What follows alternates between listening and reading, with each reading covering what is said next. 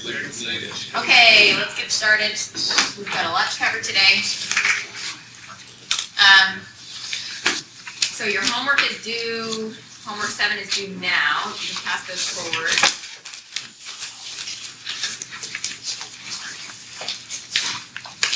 And we have a new homework assignment. I just finished doing it, and I haven't uploaded it yet, but I think you'll be pleasantly surprised at how easy it is. Not to give you a false sense of security, but it took me really hardly any time at all to finish it. I just needed to make a few corrections to the problem statements to make sure that the problems would work. So I corrected those, and I'll upload the final thing as soon as class is over today so that you can get started on it. Because after today's lecture, you'll have everything that you need except for the last problem, problem 8, which will do some stuff with problem. With that in class on Tuesday. Next Tuesday. Thursday. Today's Tuesday. Okay, so Thursday we have another lecture which will be the last of the topics that will be covered on this exam. And then Tuesday will be a review day, and your exam is next Thursday. So a week and a half until your exam. I hope that you've already started studying. You should be preparing your notes sheets. Hopefully are building upon what you've already learned and enhancing it. So today we're going to talk a little bit more about partial derivatives and their uses, and we're going to use them to determine some relations that we can use to calculate change in energy, so enthalpy, internal energy, or change in entropy, and then some relations that allow us to calculate specific volume, specific heat at constant volume, or specific heat at constant pressure. So we'll do all of that, and we'll do a little bit more of the math that you guys love so much. I wanted to throw that in there for you because I know you like it. And then we'll talk about the Joule-Thomson Coefficient, which allows us to look at isenthalpic processes and determine whether the temperature will increase or decrease during that process. We'll talk about that. And then we're going to look at using these equations to find the actual values for gases that are not behaving like ideal gases. So in many cases we approximate something as an ideal gas, but it's not always behaving as an ideal gas, especially as it gets closer to the critical point. So we're going to look at some examples of how to use generalized compressibility, entropy, and enthalpy departure charts. They're awesome to calculate that. So let's get started. And it's not 12.1 to 12.3, it's 12.4 to 12.6, whatever it is. I forgot to update that. Copy interested. Okay, so this is the first few slides are review from last time, but we talked about the relationships that we can develop using partial derivatives. That if there's some function z that has components relating to x and y, so z is a function of x and y, and we take the partial derivative of it. First, we take the partial derivative of z with respect to y, z with respect to x holding y constant, and then z with respect to y holding x constant. So we can rewrite this as m dx plus n dy, where this m is equal to this del z over del x, and n is equal to del z del y. So that was a way that we were able to work with and manipulate these partial derivatives that allows us to do some other things and create other proofs. So one thing that we found was that if we take the second partial derivative of this term, this m or this n, with respect to the other variable, then those two terms end up being equal to each other.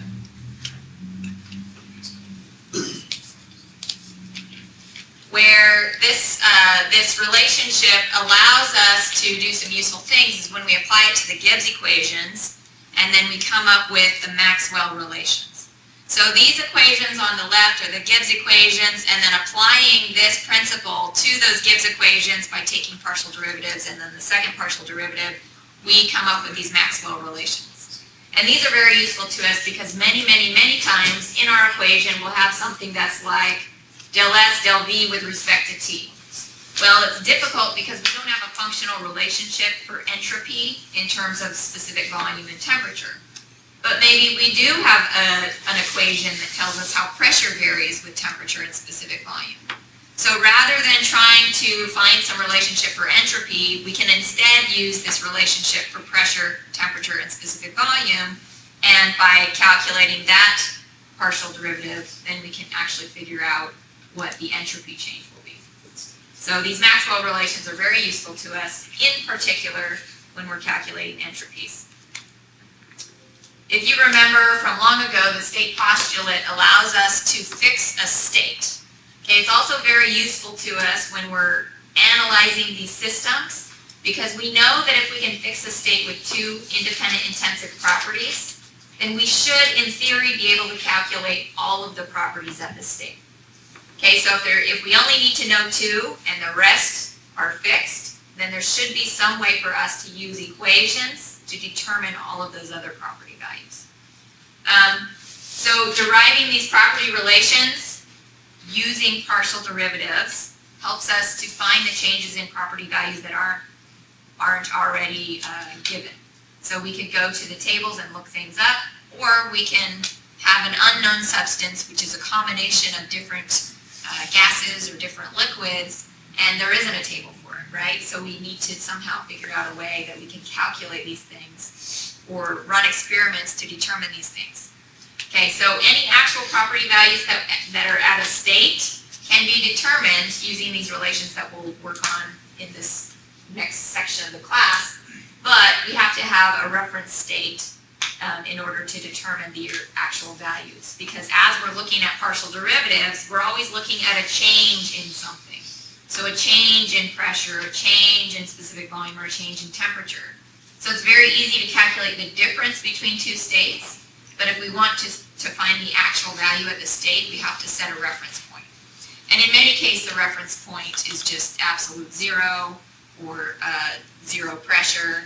It's somewhat dependent upon who's creating the table, what the reference point is. Okay, so let's first look at how to find a change in internal energy using some of these tools that we've learned from partial derivatives.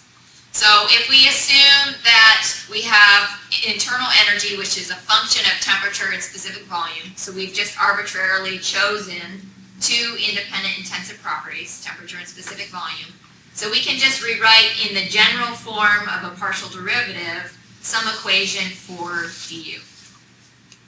Now looking at this, we recognize that this term right here is the same as the definition for C sub V, or the specific heat at constant volume. So we can replace that in our equation, this del U del T at constant volume, which is C sub V. Okay, that simplifies it already. Then we want to say, okay, now I'm going to choose entropy to be a function arbitrarily also of T and V. And so I come up with this equation for entropy that's similar to this one we used for internal energy. Then I know that the Gibbs equation, du is equal to TdS minus PdV, that's the second Gibbs equation, first Gibbs equation. I can take this ds now and sub it in right here, that TdS. Okay, again, we're just manipulating these equations until we get what we like out of them. So, rearranging, we have du is equal to TdS minus PdV. By subbing in this ds equation into here, then we can find all of those terms.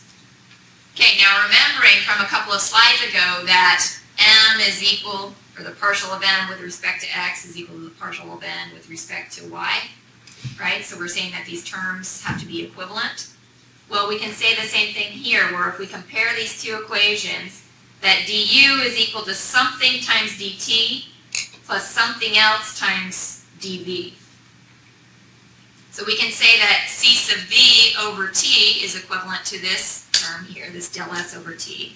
Or in other words, C sub V is equal to this T times del S over delta T. So we just move the T to the other side of the equation. And then similarly, we can say that this del U del V is equal to this term, which is all of this part of the equation multiplied by dV. Okay, so if we say that is equal to that, and that is equal to that, so we have that repeated, then we can look again now at Maxwell's third equation. So we're using some of those relationships that we developed last time. And we recognize that del U del V with respect to T is actually equal to this this term here. So this, no. that this is equal to this. Sorry. So del S, del V with respect to T is equal to del P, del T with respect to V. So that's Maxwell's third equation. We've applied that. So now, combining all of those things together and substituting back into our original equation, we can determine a relationship for internal energy, which relies upon a change in temperature and a change in volume. And all of these other terms in here are ones that we can easily find or look up. Okay? So this internal energy is equal to C sub V dt plus temperature times del P, del T with holding specific volume constant minus P times dV. So if we have any functional relationship that relates P, T, and V together, we can then substitute it into this equation, take the integration of it, and solve for U. Okay, it's a lot of just hand waving. Believe this and believe this. Okay, you don't necessarily need to know how you get there other than you're using Gibbs equations and Maxwell equations and manipulating a bunch of things using partial derivatives. Okay, so let's do an example of this with internal energy. So we want to find the internal energy change of helium as it undergoes a change of state from 100 kilopascals and 20 degrees C to 600 kilopascals and 300 degrees C using this equation of state. So this is similar to the ideal gas equation, but we're saying helium is not functioning exactly as an ideal gas. We have some correction factor in there. So we're going to use that equation and calculate the change in internal energy for helium using the equation on the previous slide. Okay, so just by way of reminder, that equation is du is equal to C sub V dt plus T times del P, del T with specific volume constant minus P dV. So right now in our equation we have something that's del P, del T, and P. So we want to rearrange this original equation in terms of pressure, take the partial derivative with respect to temperature, and then sub all of that back into this equation. Okay, so if we rewrite P is equal to RT over V minus A. Okay, so what would del P, del T be equal to if we're assuming that specific volume is constant? What's the derivative of pressure with respect to temperature? R over V minus A. Yep, so it's R over V minus A. So again, even though V varies, we're holding it constant as we take the partial derivative. So then we can plug those two back into this equation. So du is equal to C sub V dt multiplied by or plus the quantity T times del P del T, which we figured out over here was R over V minus A, minus P, which is RT over V minus A dV.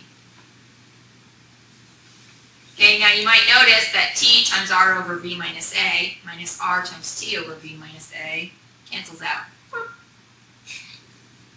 So what you're left with is that du is equal to C sub V dt. And if we take the integral of that, u2 minus u1 is equal to C sub V times T2 minus T1. Okay, so that's the exact same equation that we would have if we were operating as an ideal gas.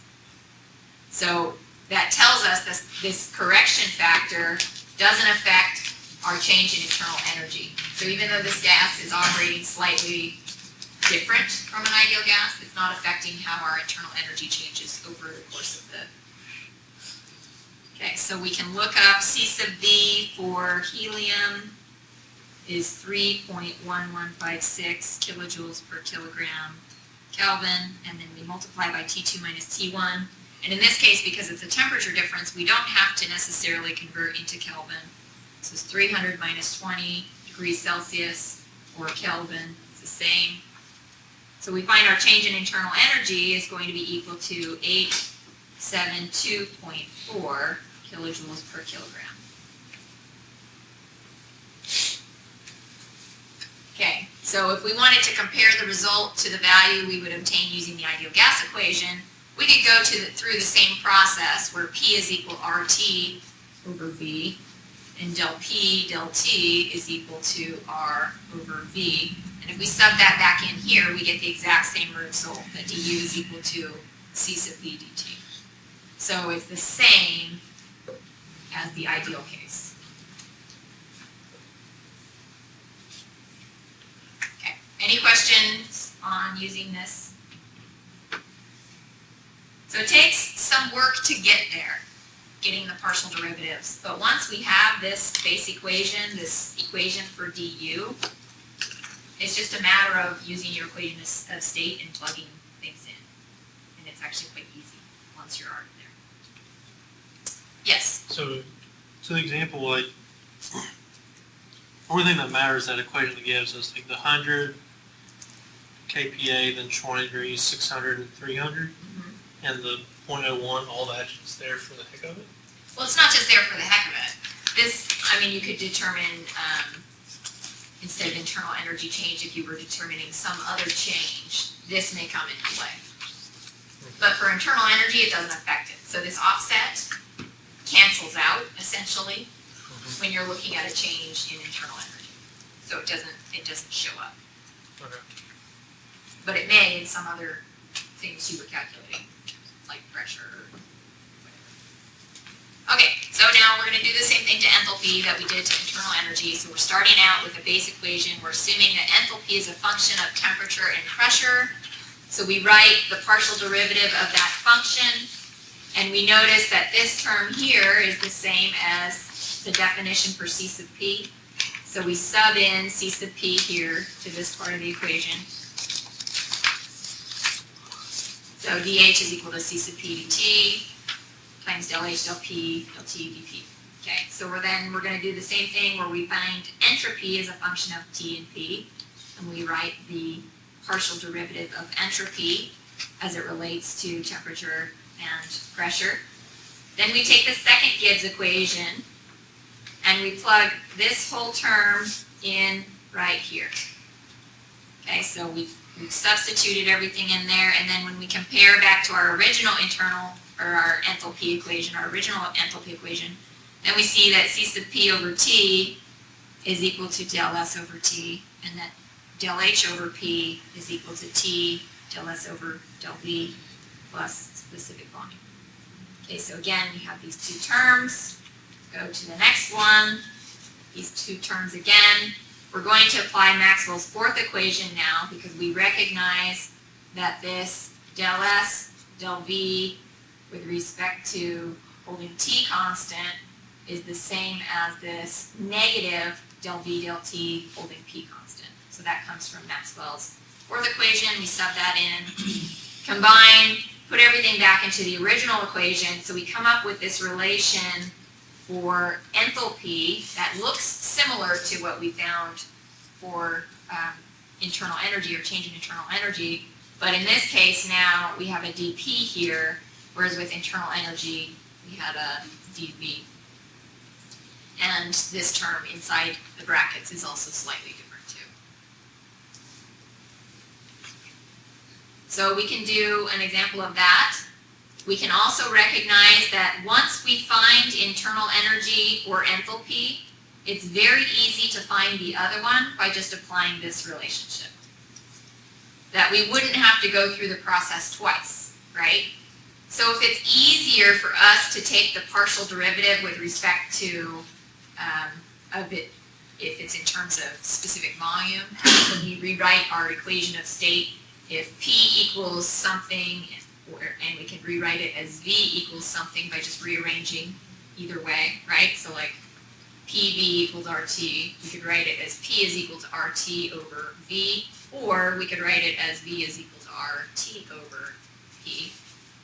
One of those might be more convenient to work with than the other. And if that's the case, you may decide that in order to solve for internal energy, I'm actually going to solve for enthalpy, and then just apply that relationship. Simply because the equation is easier to work with when you're doing it in terms of pressure rather than specific volume. Does that kind of make sense? So they're not the same, they're not equivalent, but you can manipulate these equations in different ways depending on what information you have, what property values are known, and what's easiest to take the derivative or integral of. Because sometimes if you end up with like a v squared minus v in the denominator, then you don't necessarily want to have to integrate and take partial derivatives of stuff like that. You could go to Wolfram, but you know. Okay, so let's do an example using enthalpy. This will be very similar to what we did previously. So we want to find the change in enthalpy of helium, same substance we were working with before. The R value, or we're using the C sub P value now is 5.1926 kilojoules per kilogram Kelvin.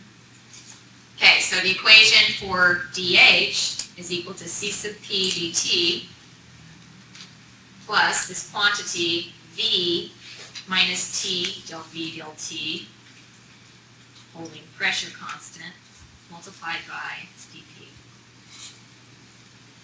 Okay, so we have a del V del T in our equation and a V. We're going to want to write this equation in terms of V now. So how do I rewrite that? V is equal to RT over P plus A. over P plus, no, over P. It's RT over P plus A.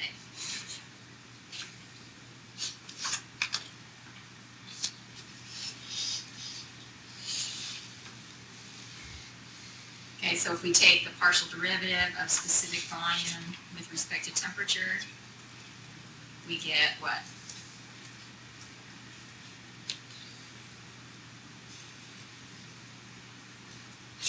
So if this is V, V is RT over P. What if I take the derivative of that with respect to temperature? R over P.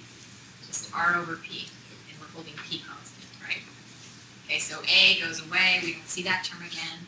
We can plug it back in, C sub P dt plus V, which is RT over P plus A, minus T times R over P dP. Okay, so what are we left with? This term cancels out with that. We have C sub P dt plus A dP. So we take the integral of everything dH from 1 to 2. We find that H2 minus H1 is equal to C sub P times T2 minus T1 plus A times P2 minus P1. So if we plug in the numbers for that, we have 5.1926 kilojoules per kilogram Kelvin, multiplied by the delta T, which is 380 minus 20, plus A, 0.01 meters cubed per kilogram, times P2 minus P1, which is 750 minus 150 kilopascals. So we find that our dH is equal to 1875.34 kilojoules per kilogram.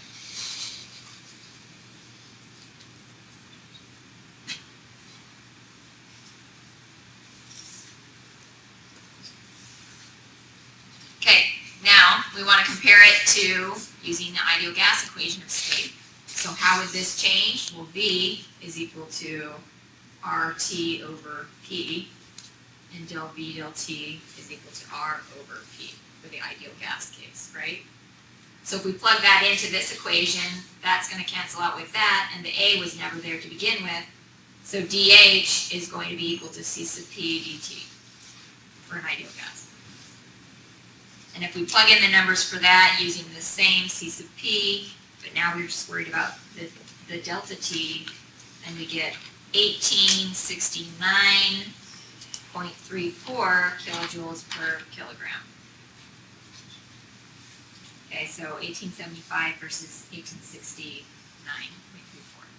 So treating it as an ideal gas under these particular conditions results in a pretty small percent error on the order of a couple percent over the actual case. Okay, any questions on this?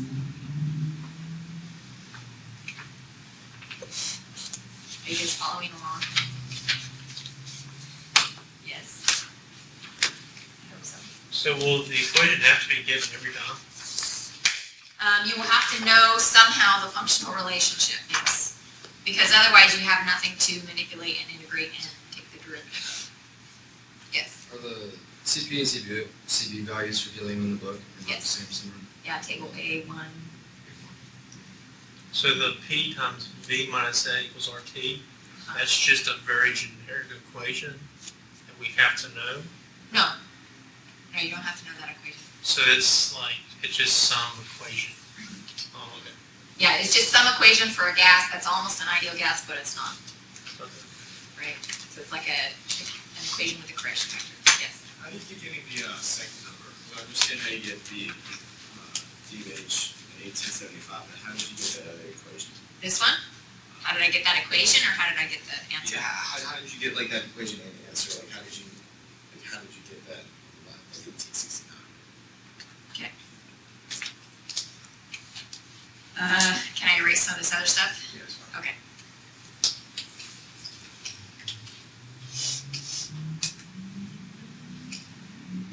So if I start with this base equation here, and the ideal gas equation is PV is equal to RT. Okay, so I can find that V is equal to RT over P, and del V del T is equal to R over P, right? So if I plug that into this equation, C sub P dt plus V RT over P minus T times del V del T, which is here, R over P dP, right? So RT over P minus TR over P, those cancel out. So I'm left with C sub P dt. dH is equal to C sub P dt. I take the integral of both sides. Specific volume, or specific heat doesn't change with temperature, it's a constant. So H2 minus H1 is equal to C sub P times T2 minus T1. Does that answer your question? Okay. Why did you get rid of the A? Like, why did you? Because this is the equation for an ideal gas. Yeah. So we're comparing the two. So this is an equation for some gas that's not ideal. And we go through the process. And then we compare it to the answer we would get if our gas were ideal. So this is just letting us know that we can make that approximation that something is an ideal gas.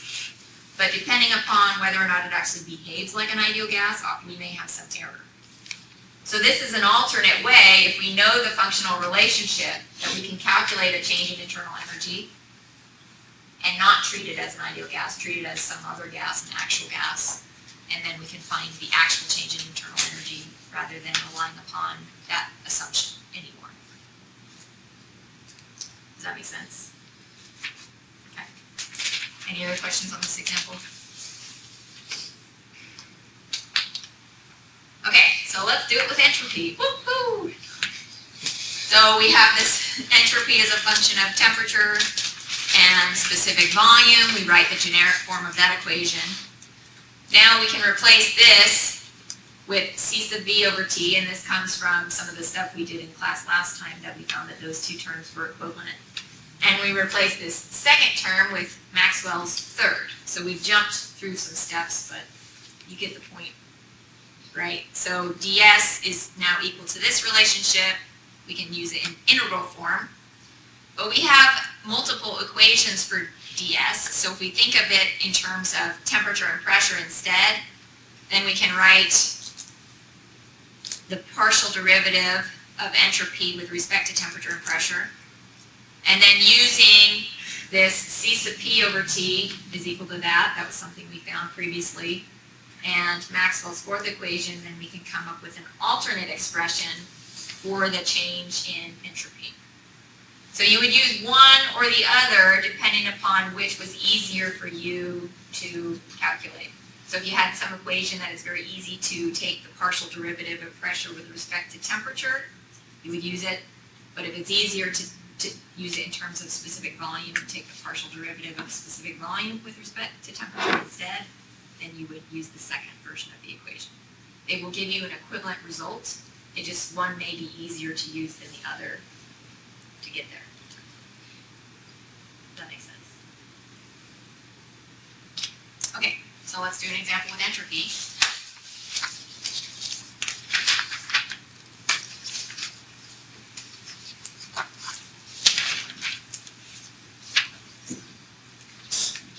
Okay, so we again have helium undergoing a change from 200 kilopascals, 30 Celsius, to 500 kilopascals, 200 Celsius. And we're using that same equation of state, P times V minus A is equal to RT.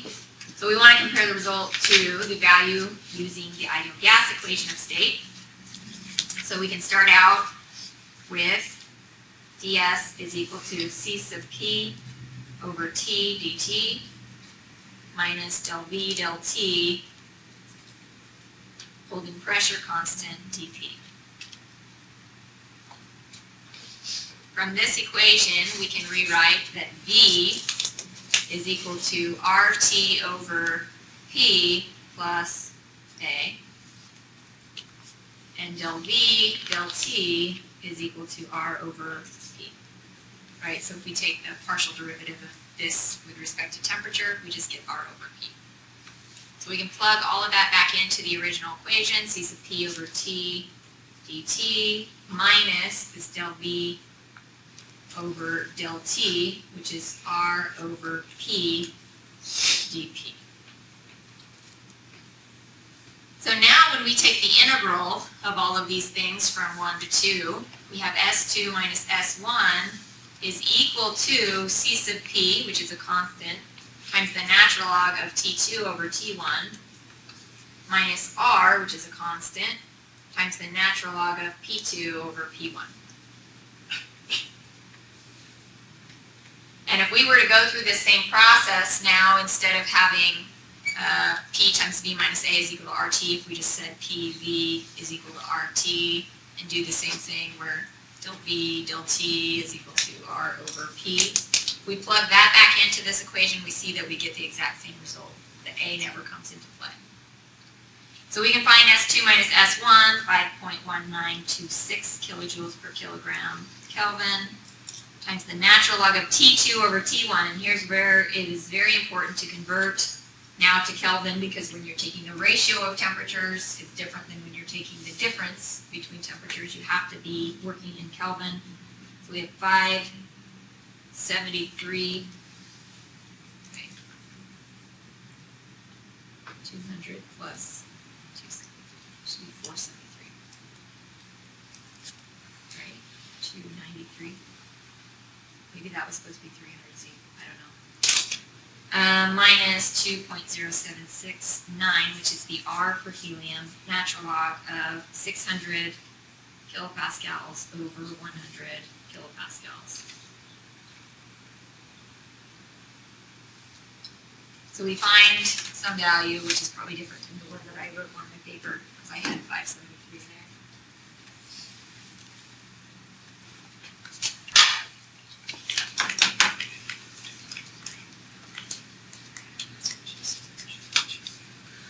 This way, Yes.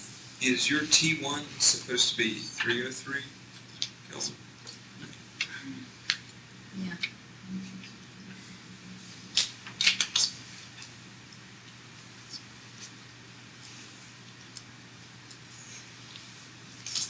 It's weird. It's like I did a different problem on my paper because I have different temperatures.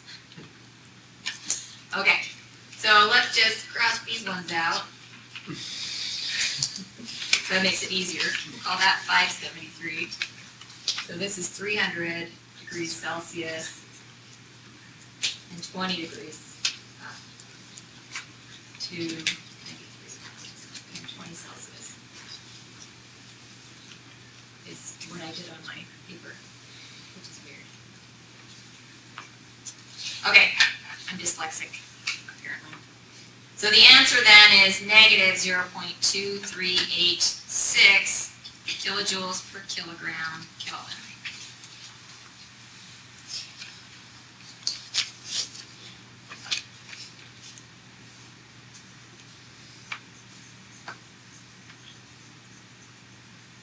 So we've done enthalpy, internal energy, and entropy, and we've found a way to calculate more accurately these gases when they depart from being an ideal gas, assuming that we know the equation of state, which we won't always know.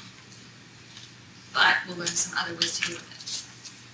Okay, at very low pressures, most gases behave as an ideal gas, and when it behaves ideally, these specific heats are a function of temperature only. It doesn't vary based on pressure, it doesn't vary based on specific volume. And there are some zero pressure specific heats, C sub P0 and C sub V0, that are easy to determine, and we have those in the tables in the book. And then they allow us to calculate a specific heat at a higher pressure and higher temperatures when our gases are behaving as non-ideal gases. So in the previous examples, we were assuming we were close enough to the being an ideal gas that our specific heat wasn't varying. Well, it may also vary. And then if we know one of them, if we know C sub P, it's very easy to calculate C sub V because they're related to one another by the K value. So following the test of exactness, which is from the beginning where M del X is equal to del N del N del Y. That's the test of exactness. So the second partial derivative of each of those terms is equal to one another. So then we can look at those entropy equations and we can say, okay, well this holds true and this holds true. And if we want to find out how it varies from this zero pressure specific heat, we can integrate from that 0 point of zero pressure to any pressure at a constant temperature and come up with a relationship for that to see how it varies. So in order to actually calculate this integral, you have to know the PVT relationship of the substance. So you cannot calculate this second derivative of specific volume with respect to temperature if you don't know how the pressure is functionally related. So you need an equation. However, we can set the two ds equations equal to one another and then solve for dt. So this is an alternate way of going about it, that we can then find this difference between C sub P and C sub V is equal to this T times del V del T, holding pressure constant, times del P del T, holding specific volume constant. Or using the cyclic relationship, we can also show that this is true. So this gives us an alternate way of expressing that difference between C sub P and C sub V. Again, we need to know the functional relationships, but now we come up with these two alternate terms that we can use to identify how our fluid behaves. Okay, so one is volume expansivity, and it tells you how the volume changes with temperature when the pressure is constant. And then the other is isothermal compressibility, and it tells you how the volume changes with pressure when the temperature is constant. So these two terms, the volume expansivity and isothermal compressibility, are easy if you have the right experimental setup to determine. And they've been determined for many, many different gases. So if you know these terms, then it's easy to figure out your difference between C sub P and C sub V. But we won't do that right now. Okay. So this is also known as the Mayer relationship. And it also allows us to find a few things about C sub P and C sub V. One is that because this isothermal compressibility is always positive, and this beta term is usually positive. It's not always positive, but sometimes it's negative. However, in this equation, it's always squared here. So that's always going to be positive. So this is always positive, this is always positive, therefore C sub P is always going to be greater than C sub P. The second thing that we find out is that as this, this difference between C sub P and C sub V approaches 0, or as this temperature goes to 0, then this difference goes to 0 also. So that the difference between C sub P and C sub V as we go to very slow molecular movement becomes negligible. And then the last thing is that for incompressible substances, this beta and this alpha, as they go to 0, because the specific volume is a constant, then C sub P will be equal to C sub V. So because beta goes to 0 faster than alpha goes to 0, the equation doesn't explode, but C sub P ends up being equal to C sub V for things that are incompressible. So at very, very, very low temperatures, C sub P is equal to C sub V, and also when you're looking at incompressible substances, they're also equal. Other than that, C sub P will always be greater than C sub V. So that's what we learn from the Mayer relationship. Okay, so now we're going to switch gears a little bit. We're not talking about C sub P anymore. We're talking about throttling processes. So the Joule-Thomson coefficient is what allows us to help to determine how our fluid will behave when we throttle it. Because the throttling process decreases the pressure of the fluid. Sometimes by doing that, you increase the temperature, and sometimes by doing that, you decrease the temperature. And sometimes by doing that, the temperature stays the same. It all depends upon where you are in a certain diagram for your particular substance. And so the Joule-Thomson coefficient can help us determine if our pressure-temperature relationship is positive or negative, because we're determining the slope of the temperature and pressure. So if we were to look on a property diagram, a TP diagram, and we plotted constant enthalpy for whatever particular working fluid we have, it's a dome-shaped line. So the lines of constant enthalpy don't always increase. Sometimes they have a negative slope.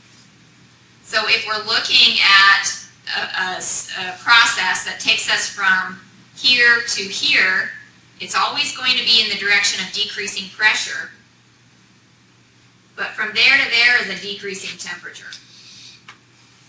However, from here to here will be an increasing temperature. So you don't always know offhand whether or not your fluid is going to decrease in temperature or increase in temperature when it undergoes a throttling process. You need to examine the slope of the line where you are and figure out if it will be a net increase or decrease. Or in some cases, if you're operating here, it would stay the same. So the Joule-Thomson coefficient is the partial derivative of temperature with respect to pressure when we hold enthalpy constant.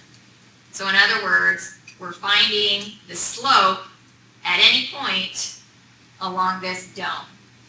And if it's a positive slope or a negative slope or a zero slope, then we can determine what our temperature will do.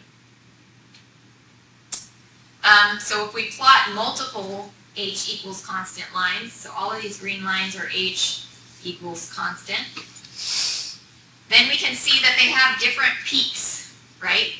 So there's different points called the inversion point or the inversion temperature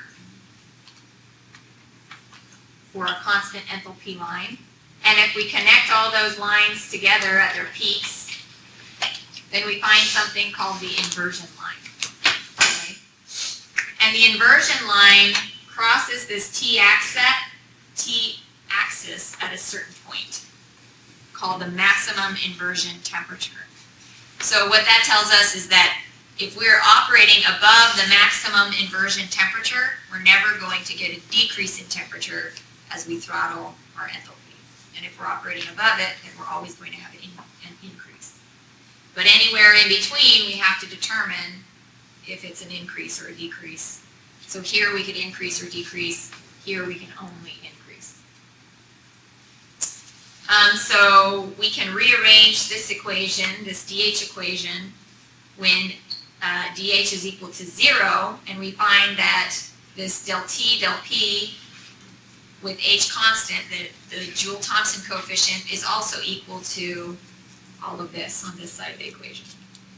So if we don't know the relationship between temperature and pressure, but we do know the relationship between specific volume and temperature, we could calculate it. Or if we know an approximate delta T and approximate delta P, then we can calculate it and determine if that slope is positive or negative. Or we could use an equation and take the partial derivative. So there's a couple of different ways to approach it. We're going to do one example that shows using values close to the point that we're analyzing in order to calculate the Joule-Thomson coefficient.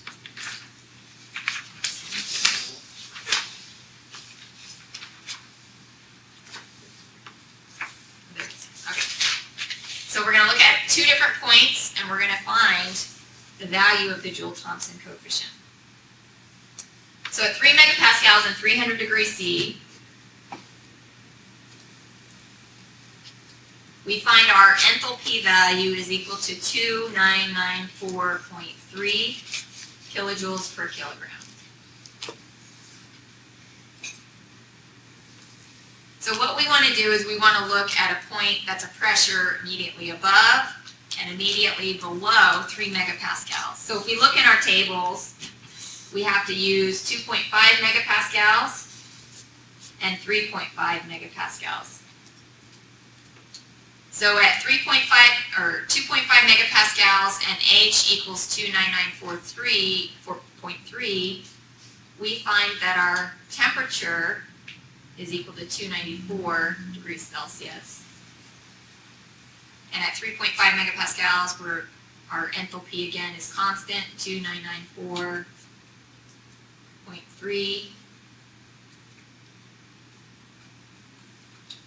We find our temperature is equal to 306.3 degrees Celsius.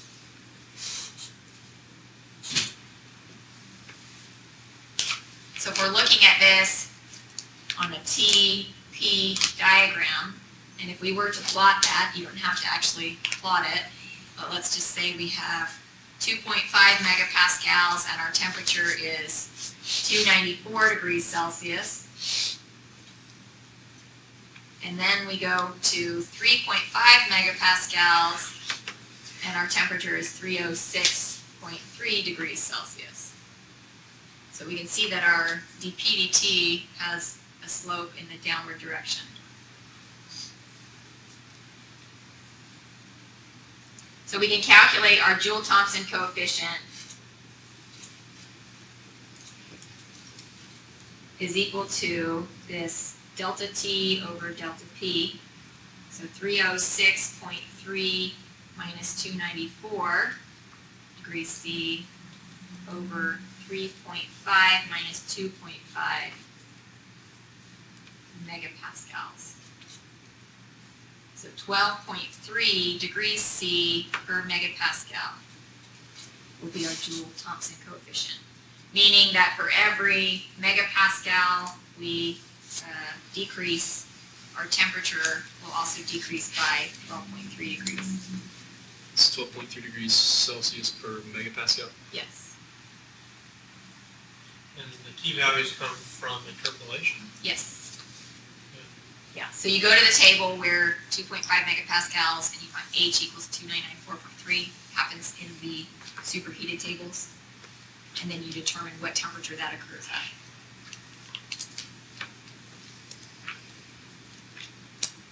Okay, so we can do the same thing at 6 megapascals and 500 degrees C.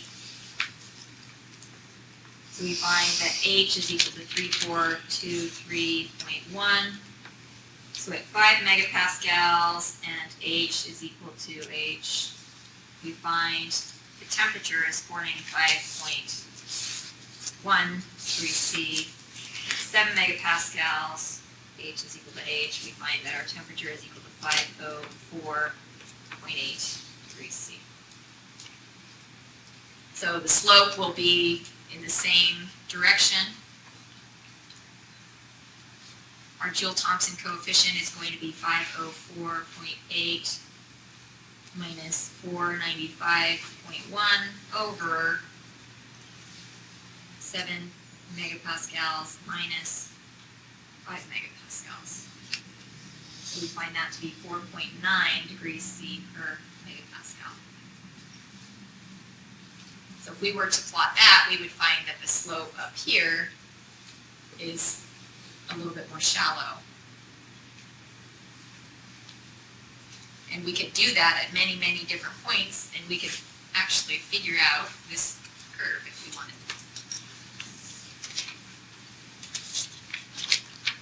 Okay, so the Joule-Thomson coefficient not only tells you how much the temperature and pressure will change based on one or the other, so that relationship between the two for a large temperature change or a small temperature change, but it can also tell you the direction the temperature will go.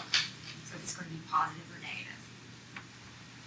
Does it make a difference like how far above or below the value you go? Like I noticed you went 3.5, 2.5 up there, but 6 and Yeah, it does make a difference because you're assuming that it's linear over an interval. And in this case, that's all I have in the tables. I have a 5 and a 7 above 6. So there's nothing closer. So it is better to do it immediately above and immediately below to get an idea of how that slope is. But if you don't have values that close, then you have to increase your range. So it will be less accurate. But the general trend should hopefully be the same, unless you were like here and you took a value that's here and a value that's here, then it's going to be weird, you know, or here. So it's going to look like it's doing that, but really it's doing that. Like that. Okay. Any other questions?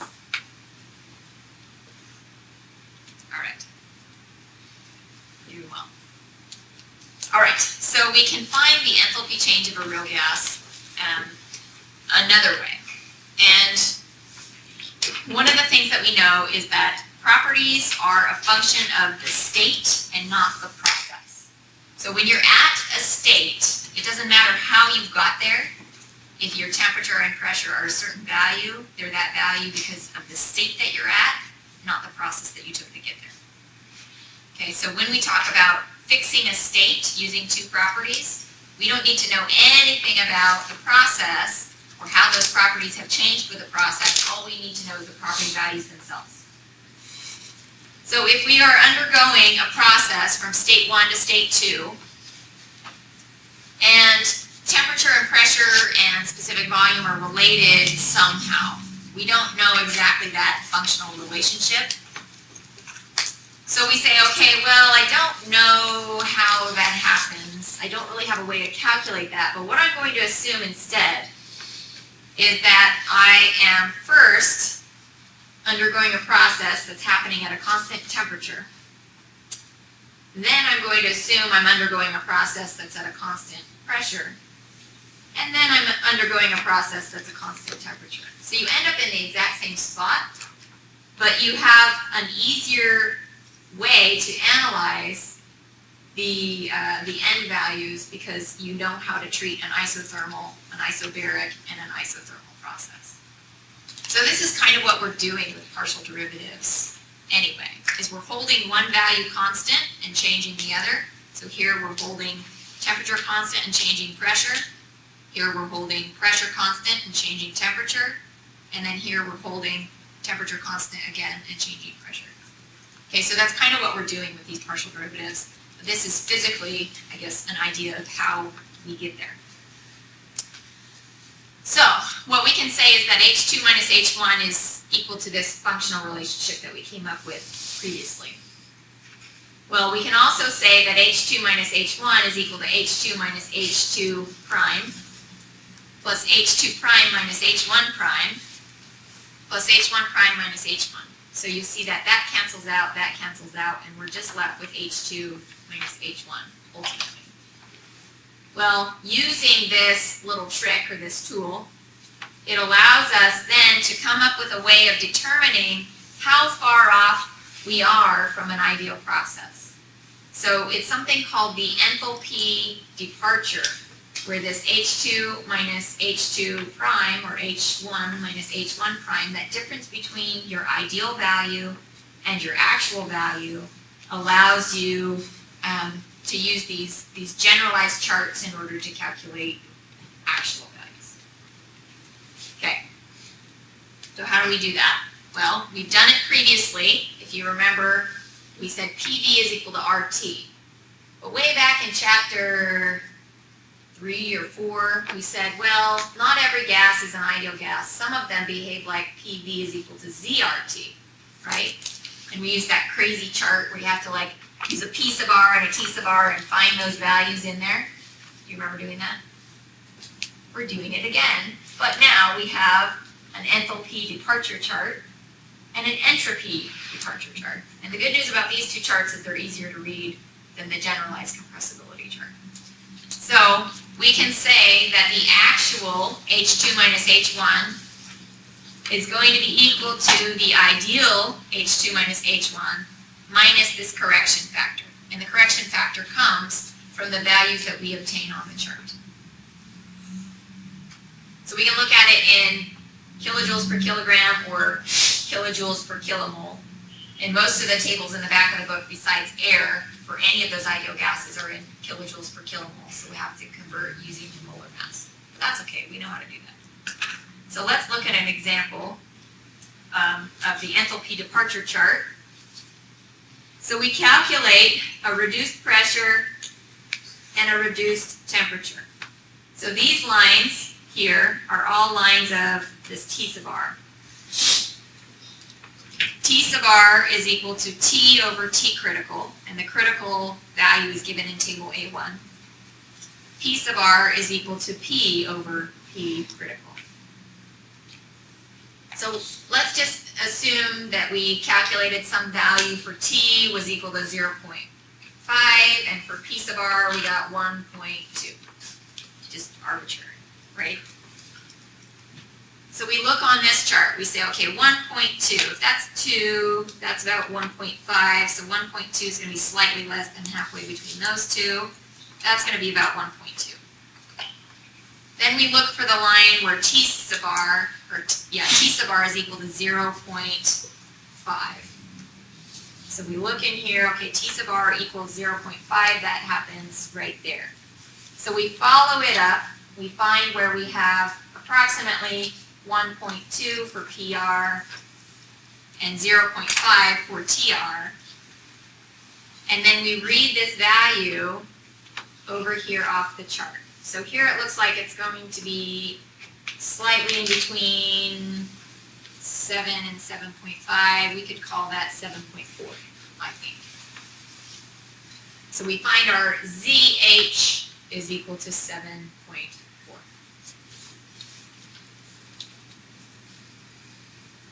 So again, this is calculated using your given temperature in the critical point, your given pressure in the critical point, and then you use this chart to find your Z value. You're not calculating your Z value using that. That's how those charts are generated. Yes? So go back to so let's say if you were at like PR on the bottom at like 20, Okay. and you still have 0.5. Okay, so then you'd be right there. Yeah, then you just go over and it'd be like. Yep. Okay. So then that value would be like 6.7. Something like that. Now, would you ever have, like, if you were given PR and ZH, would you have to find the line between? No. Okay, so you can do the same thing for finding the internal energy, where you two.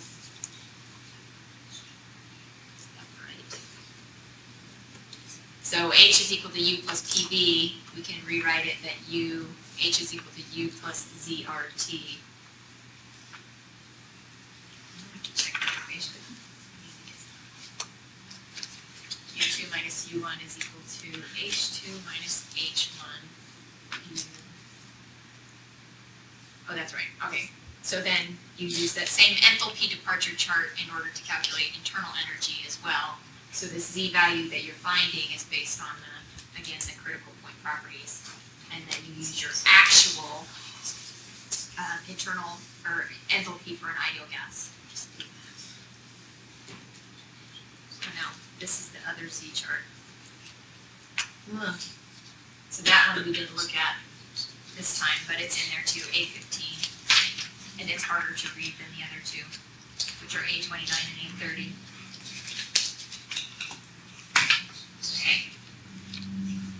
Okay, we'll do some examples that'll all be more clear.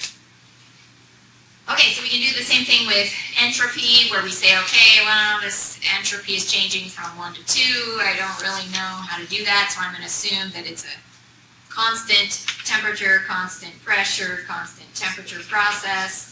In the actual case, it will be slightly different. So we come up with this entropy departure factor that allows us to use the ideal gas case and then figure out this entropy departure to find our actual case.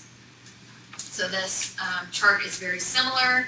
We would find some P sub r, again, the exact same way. It's equal to P over P critical. T sub r is equal to T over T critical, and those critical point values are in table A1. So if we found a P sub r of 4 and a T sub r of 0.6, we would be right there. So then we read our Z value is like 6.1. Something like that. I understand that you will be eyeballing this. There's no way to get an exact answer. Okay, so you're taking an approximation and you're eyeballing it to make a better approximation. But if your value is supposed to be like around 6.1 and you have a value of 4.2, then that will be wrong. If it's supposed to be 6.1 and you have a value of like 6.2, you may have eyeballed it different than I did. Okay, so we have to kind of be mindful of that. Okay, so let's do this last example. We're going to find the enthalpy and entropy change of carbon dioxide per unit mass, so in kilojoules per kilogram, not per unit mole, as it undergoes a change from 250 Kelvin and 7 megapascals to 280 Kelvin and 12 megapascals. So we're first going to assume ideal gas behavior, which is easy. We know how to do that. We just use the tables.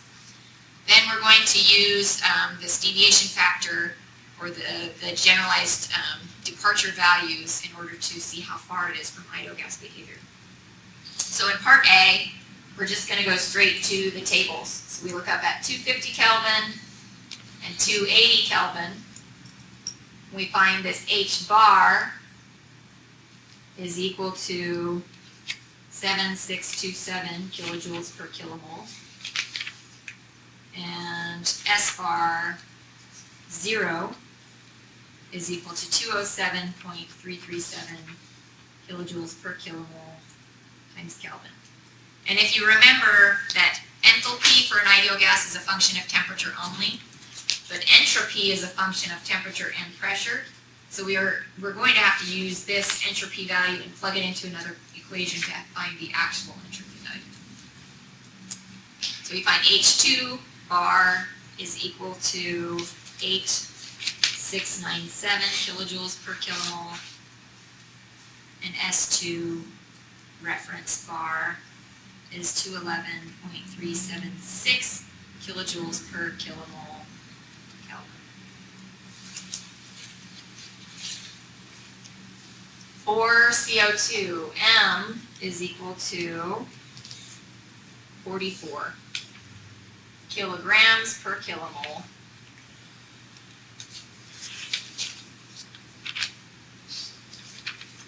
So if we want to find our change in enthalpy for an ideal gas, H2 minus H1, ideal is equal to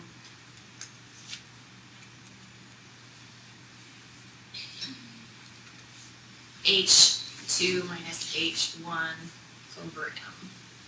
So we're just converting from kilomoles to kilograms. So we find that it's 1070 kilojoules per kilomole divided by 44 kilograms per kilomole. You find it's 24.32 kilojoules per kilogram. So for an ideal gas, the change in enthalpy from 250K to 280K for carbon dioxide is that value. S2 minus S1 is equal to S2 reference minus S1 reference, both in the molar form, minus the universal gas constant times the natural log of P2 over P1. So this allows us to account for the variation of entropy with pressure, because we can't tabulate all of that. We just tabulate the reference entropy, which is a function of temperature only. So we find, as we put in the values for that, with those, that we have this S bar 2 minus S bar 1 is equal to a negative 0.442 kilojoules per kilomole Kelvin. We divide through by M, and we find our actual change in entropy is negative 0.0100 kilojoules per kilogram Kelvin. Okay, so this is part A, assuming ideal gas behavior. So all we did was just look up the values in the table and converted them to kilograms rather than kilomoles. So what's tabulated is assuming ideal gas behavior.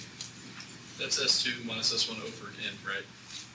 Yeah, that's, I did some shorthand there. The top value is before you divide by M. Okay, so now, to do the next one, I wonder if I can write on this. Ooh, I can. We need to use the departure charts. So we have to find TR1, which is equal to T1 over T critical. And the critical point temperature for CO2 is 304.2 Kelvin.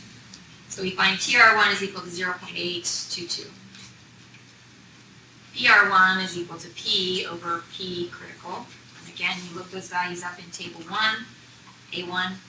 So 7 megapascals divided by 7.39 megapascals. And we find this is 0.947 for P star. We do the same for TR2 and PR2.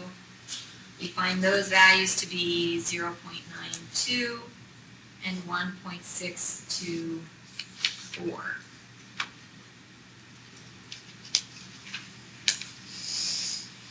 Okay, so now we take this and we take this and we're going to find ZH1, ZH2, ZS1, and ZS2 from those two different tables.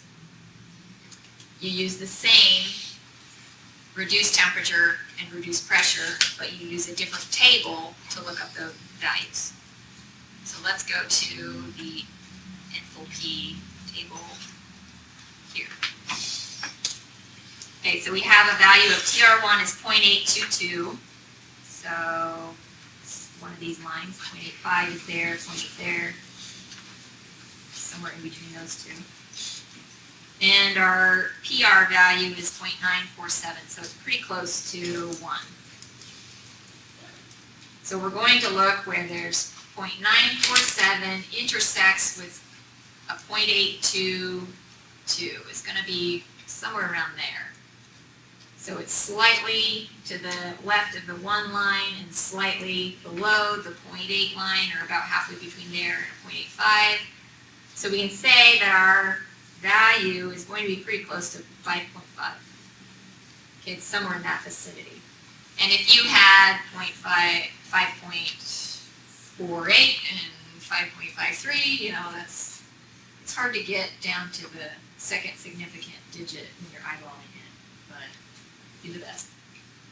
I prefer that you don't go down to like 5.523, whatever, just keep it at 1 decimal point. Okay, so 5.5. Then we can look up the second Z value. We have a reduced pressure of 1.624 and a reduced temperature of 0.92. So 1.6 is going to be slightly over halfway there, and 0.92 is this line here. So it's going to be where it intersects there, somewhere around there. So it's approximately, let's see, actually 0.92 is up here a little higher. So it's about 4.9, I would say. 4.9-ish for the second one. Okay, so we've got a z-value of 5.5 and 4.9 for states 1 and 2. So then we look at the entropy chart, and again we do the same thing, where we look up our P sub r is 0.947 and our T sub r is 0.822, so 0.97, 0.822, it's going to be somewhere around there. So we read our value off from over here, and I called that 5.3. Then our second value, 1.624 and 9.2. We look that up and we get 1.6, somewhere around here. So we look that value up and it's, I said, about 4.2.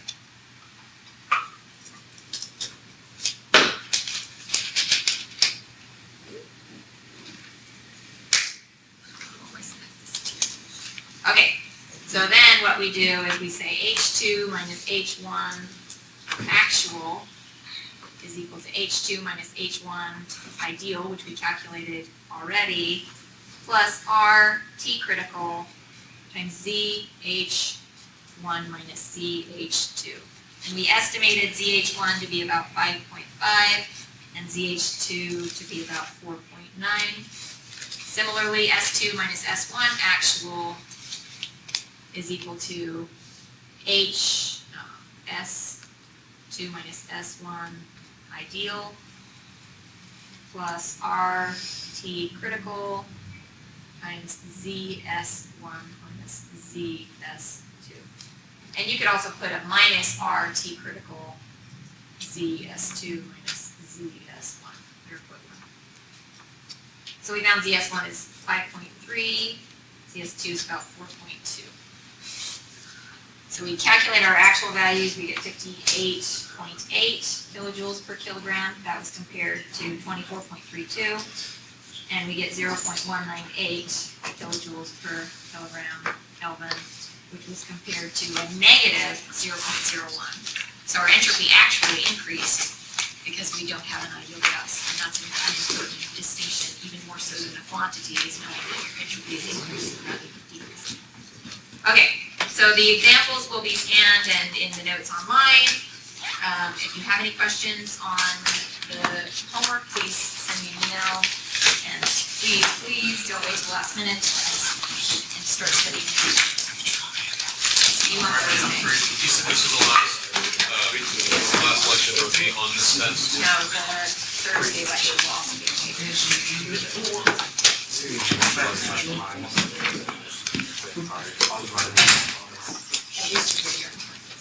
Yeah, mostly.